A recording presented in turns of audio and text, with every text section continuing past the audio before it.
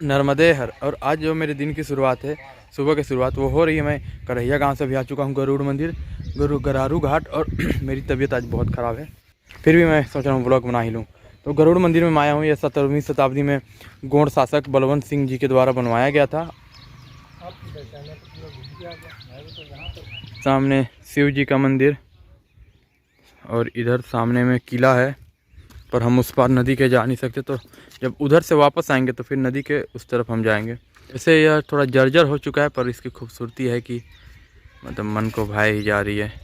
ये गरुड़ महाराज जी का मंदिर है, और जो इधर साइड में मंदिर है वो है शिव महाराज जी का मंदिर। और जो नदी के उस तरफ नर्मदा मैया के उस तरफ भी हैं मंदिर कुछ बनाए हुए, जो राजा श्री बलवंत सिंह जी ने बनवाए हैं। लगभग 17वीं शताब्दी। हाँ, 17वीं शताब्दी लगभग। तो बस श्रद्धा होती थी लोगों की, बनवाते थे मंदिर आराम से। और उनका महल भी उस तरफ बनाया हुआ, आपको दिख नहीं पाएगा। तबीयत बहुत ख़राब थी तो वीडियो नहीं बनाया। उसके बाद हम सेड़ नदी के संगम में जाके मृत्युंजय आश्रम में रात्रि विश्राम किए थे। सुबह की चाय के साथ दिन की शुरुआत क्या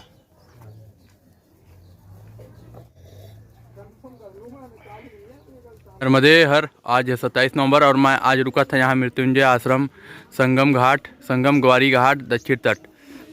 और यहाँ से अभी नदी आएगी सेड़ नदी, जिसे हमें नाव में पार करना है। और काफ़ी मज़ा आएगा, काफ़ी इंटरेस्टिंग सी ये जर्नी होगी, क्योंकि नाव में कभी थोड़ा सा भी ये मतलब एडवेंचर ही है नाव में नदी पार करना। तो जैसे ही एडवेंचर आता है, आपको तो पता है कि मेरी जो बाहें हैं वो खुल जाती हैं। और ये हम सेड़ नदी पार करेंगे अभी नाव से। महाराज जी यहाँ पैसे वसूलते हुए, क्योंकि नाविक हैं। टूटे कहाँ है अभी, तोड़ना पड़ेगा इसको। तोड़ दूँ आधा आधा, 20 से 2 3 4 कर दो।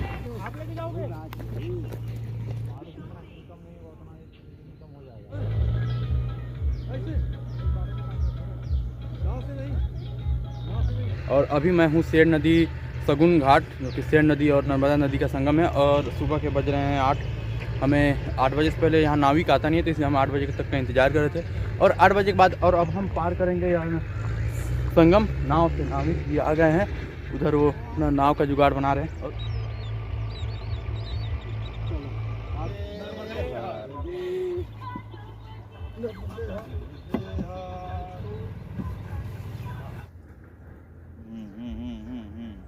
अब लगा जोर। अरे फिर ऊपर बैठ रहे हैं। अरे कोई दिक्कत ना। संगम पार कर रहे हैं, नदी अब 20 फुट गहरी नदी है। हाथ पकड़ लीजिए, हाथ पकड़ लीजिए, हाथ पकड़ लीजिए। चली है गाड़ी। अरे नर्मदे रास्ता जा रही है। उधर देखो, उधर ठीक लग रहा है, इधर नीचे देखने।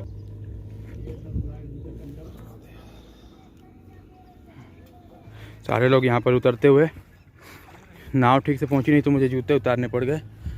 तो अभी नदी पार करके हम लोग आ चुके हैं इस पार। और नदी पार करने में हमें लगे सिर्फ 10 रुपये। नाव वाले भाई साहब ने हमें 10 रुपये दिए।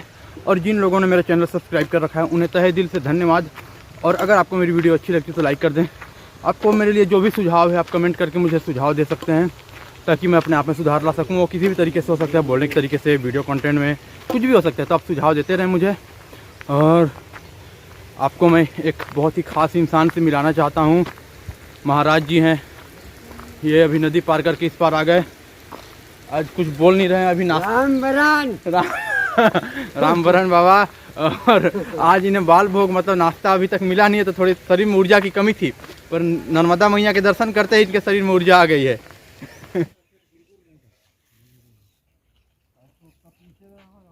इंटरेस्टिंग चीज़ दिखाता हूँ कि जहाँ चाह है वहाँ राह है। ये पहाड़ मतलब पहाड़ नहीं, एक टीला जैसा है। इसमें आप देखो मतलब इसमें कैसे खेती की जा सकती है।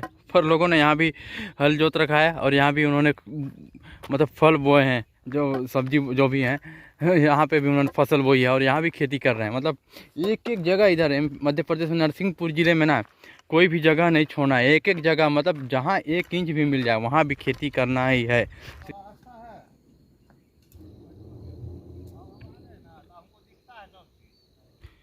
ये देख सकते हैं आप, ऐसे रास्तों से हमें जाना पड़ता है परिक्रमा में। संगम से लगभग 3.5-4 किलोमीटर आगे आ चुका हूँ। यहाँ से बर्मन अभी भी कुछ दूरी पर है, पता नहीं, मैंने अभी मैप खोल के देखा नहीं तो पता नहीं चल रहा, क्योंकि तट किनारे चल रहा हूँ तो कोई साइन बोर्ड भी तो लगे मिलेंगे नहीं। हाँ, तो जो टॉपिक था वीडियो का कि हमें क्या क्या नियम पालन करना चाहिए, क्या क्या नहीं करना चाहिए, तो 3-4 नियम ही मुख्य हैं जो कि आपको मैं पालन कर रहा हूँ कि नदी पार नहीं करना है, सफ़ेद वस्त्र में रहना है, बाल दाढ़ी वगैरह नहीं बनाना है, मन में कोई बुरा विचार नहीं रखना है, किसी के प्रति द्वेष ईर्ष्या ये सब नहीं रखना है। एक सच्चे मन से आप परिक्रमा करें और इस जो परिक्रमा जो यात्रा है इसका आप आनंद लें, लुत्फ़ उठाएं, कोई बहुत ज़्यादा तामझाम ना पालें।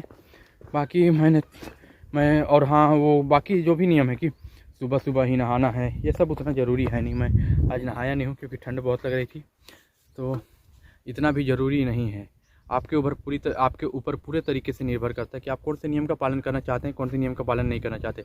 आप कोई एकदम परफेक्ट साधु संत तो हो नहीं ना तो मैं बनना चाहता हूँ, मैं अपना बता रहा हूँ, ना तो मैं बनना चाहता हूँ। अभी ये परिक्रमा है, परिक्रमा का जो यात्रा है उस यात्रा को मैं जी रहा हूँ, इस पल को, इस क्षण को मैं जीना चाहता हूँ। बस नियम यही है। तो बस बात ये है कि आप कौन से नियम पालन करना चाहते हैं, कौन से नहीं करना चाहते।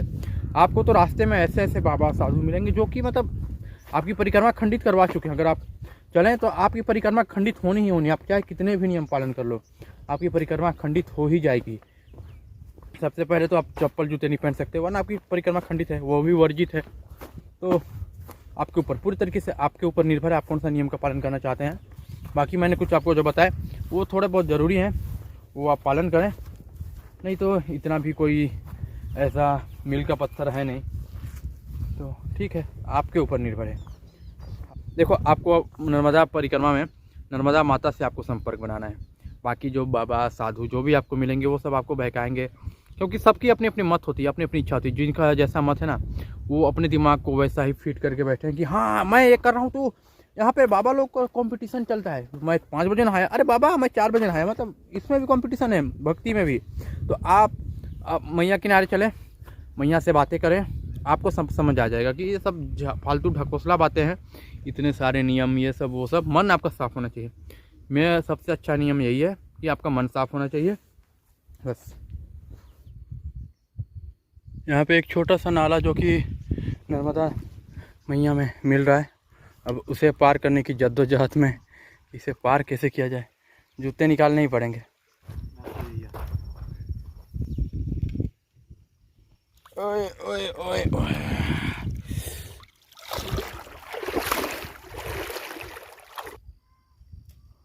आ रहा हूँ। गलत साइड पे आप चले गए।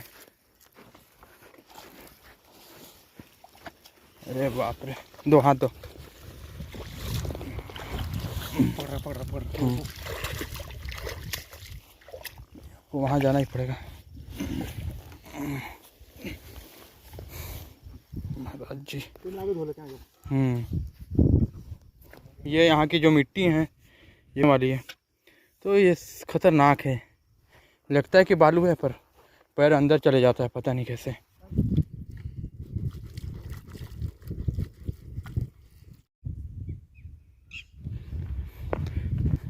हम लोग अभी ब्रह्मन पहुँचे ही थे। ब्रह्मन जो पुल है, ब्रिज है, उससे पहले यहाँ पे एक आश्रम है, तो अभी इसी आश्रम में जाकर विश्राम करेंगे। ये नरसिंहपुर, मध्य प्रदेश। रेवा आश्रम अन्न क्षेत्र, दक्षिण दत्त खामघाट, सतधारा, जिला नरसिंहपुर, नर्मदे हर। अभी मैं हूँ दत्ताजी आश्रम में, दत्ताजी संत रेवा आश्रम, जो कि है यहाँ पर क्या बर्मन में। और क्या खूबसूरत जगह है ये, देख मतलब क्या खूबसूरत, वाह। यहाँ पे मैं भी कपड़े वपड़े धोऊंगा, नहाने धोने के बाद फिर भोजन प्रसादी के बाद आगे का सोचेंगे।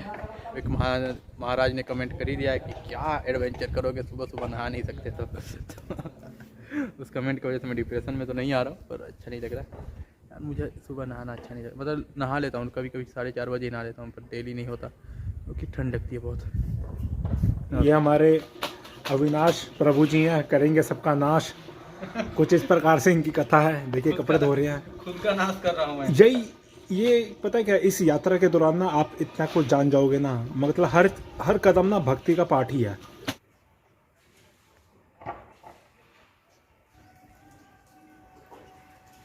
क्या ही खूबसूरत सा आश्रम है दत्ता जी आश्रम। ओए होए होए, बस यही शब्द मेरे मुंह से निकल सकता है, ओए होए होए। और अभी नहा धो करके मैं रेडी हो चुका हूँ।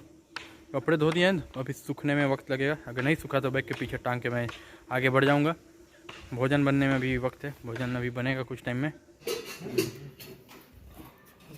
दोपहर के 10:01 हो रहे हैं, मतलब 1:10 हो रहा है।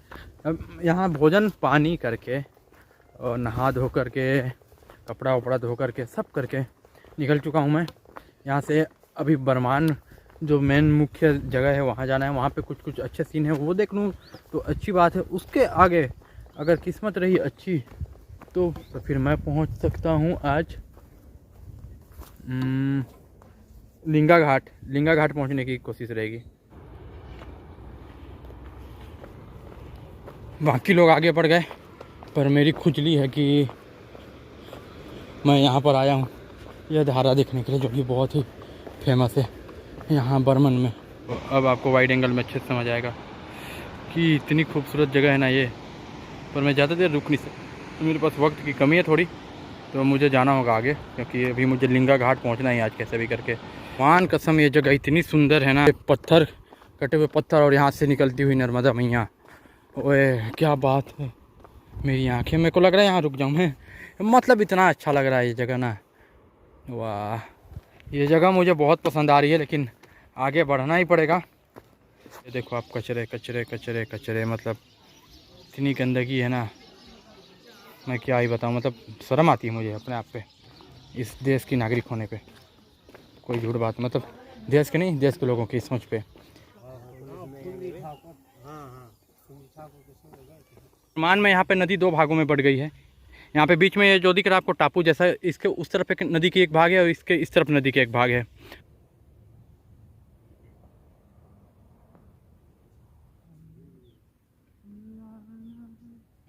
बालू के माया जाल में ऐसा लग रहा है राजस्थान के रेगिस्तान में आ गए हैं।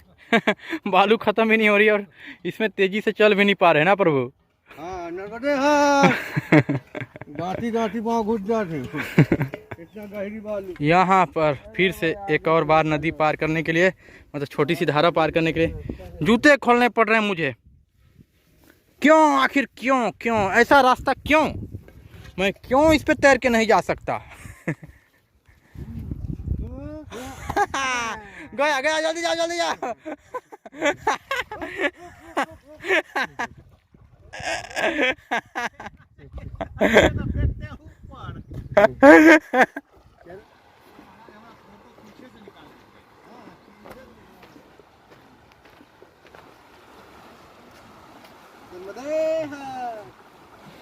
अरे आप बैठो, मैंने सब कर दिया।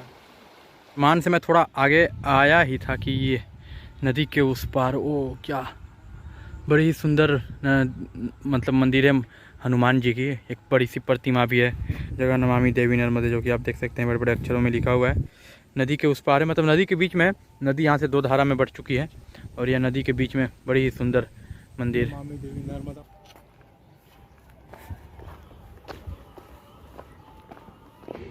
कचरा कचरा कचरा, इधर कचरा कचरा, जहाँ आपकी नज़र जाएगी कचरा, सिर्फ कचरा।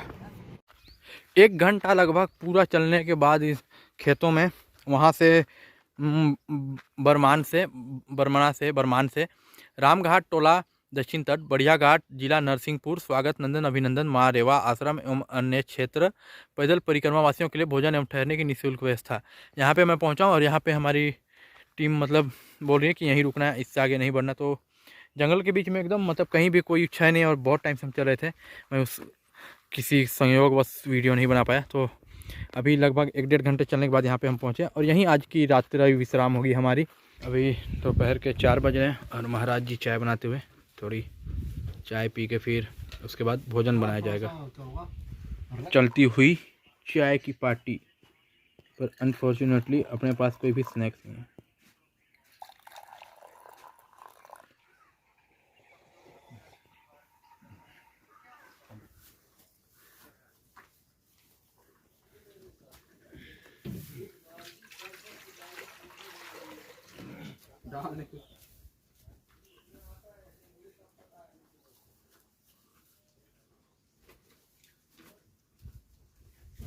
और ये हम लोग का बन रहा है खिचड़ी, जिसमें आलू मिर्च जो भी मिला है, जितने भी मसाले मिले हैं, यहाँ तक कि जीरा, अगड़म बगड़म सगड़म जो ना बन जाए सब यहाँ पे रेडी होके मिलेगा। अभी हमें महाराज बनाते हुए, उनकी बड़ी मेहनत आज लगेगी, देखते हैं उनकी मेहनत रंग लाती है। यानी ये है धो लिया, हाँ धो लिए हैं इन्होंने,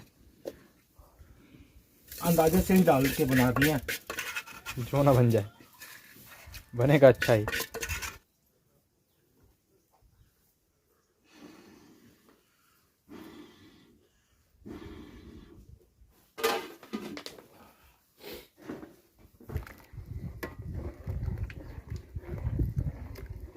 खिचड़ी बन के तैयार हो गया। अभी इसको हम थोड़ा ठंडाने के लिए रख दिए हैं। इसके बाद अब मैं जा रहा हूँ पूजा करने के लिए। पूजा करने के बाद आके अब फिर खिचड़ी खाएंगे 6 बजे आसपास।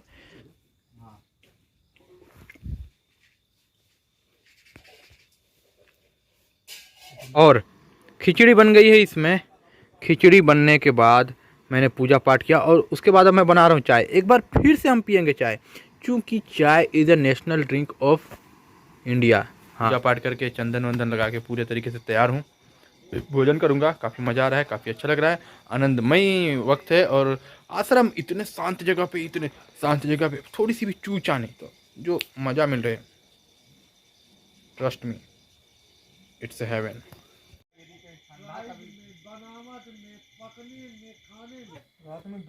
प्रसादी वितरण होता हुआ बाबा जी के लिए, मेरे लिए, सबके लिए। अरे महाराज खिचड़ी है, खिचड़ी है, अरे खिचड़ी है महाराज। अरे रास्ते में भूख लग जाएगा।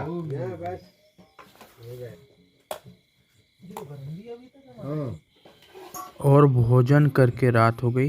रात में हम आराम से सो गए। तो इस तरह से आज का वीडियो यहीं ख़त्म होता है। तो हम मिलते हैं आपको कल, तब तक नर्मदे है।